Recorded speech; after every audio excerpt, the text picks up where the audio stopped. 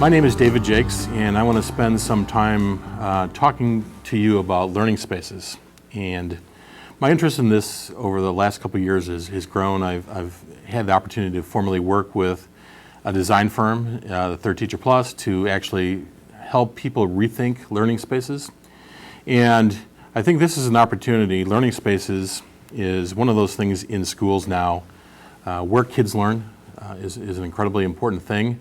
And when you go back and you think of classrooms, which is still the primary location for learning in schools, when you think of what classroom means, we all have a vision of what that looks like. When you see it on TV, it all looks the same. And we're talking about the front of the room, rows of desks, things like that. And kids really engaged in a process or a learning experience that's been similar over the past couple decades. So, what I'm about is rethinking the classroom space, and that's what I want to really talk to you about. And so the notion of redesigning a classroom space, since it is a primary location of learning still in schools at least, is to discard the notion that it has to be a classroom. And I think the nomenclature, the language of education sometimes creates boundaries for us, and those boundaries inhibit our ability to think and see through those. So, I'm looking for a shift in how we conceptualize and think about spaces and how design can be used in that process to help educators and schools through that.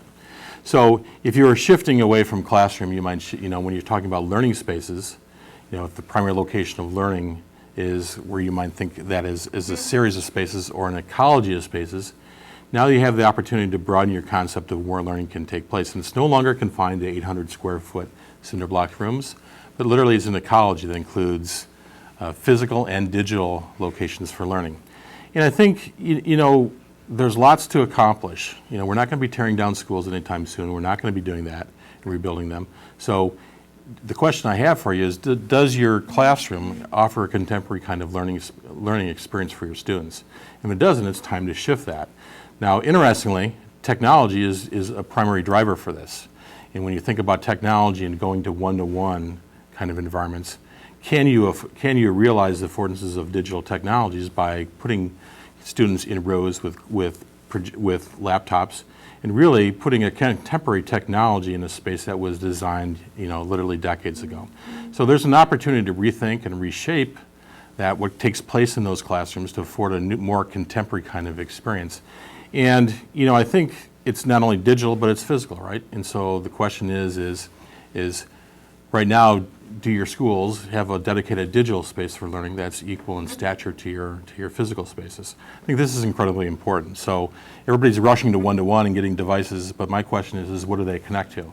They connect to apps, they connect to different kinds of websites, or do they connect to an intentionally crafted space that supports learning in a digital context and that is deeply integrated with the experience of the physical space? So I think we have to be more intentional and look at a larger concept of space, what it means for student learning. And I work with the third teacher, and that's an intentional title, and it borrows from the Reggio Emilia belief that space is a teacher of children along with parents and peers. And it's incredibly important to start thinking about how space itself influences what happens in our schools. We don't do that intentionally now. I think it's a really important consideration as we move forward and try and improve learning and create new kinds of dimensions for student learning experience.